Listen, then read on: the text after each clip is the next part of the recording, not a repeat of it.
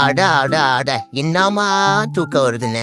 இந்த பொங்கலுக்கும் மெதுவடைக்கும் உள்ள காம்பினேஷன் இருக்குங்களே, அத சாப்பிட்டு தூங்குனா அப்படியே மயக்க நிலையில தூக்கம் வருதுன்னு. தூக்க மாத்திரை போட்டா கூட இவ்வளவு தூக்கம் வருமா இல்லையான்னு தெரியலீங்க. ஆனா அந்த பொங்கலும் மெதுவடை சாப்பிட்டா என்னமா தூக்கம் வருது.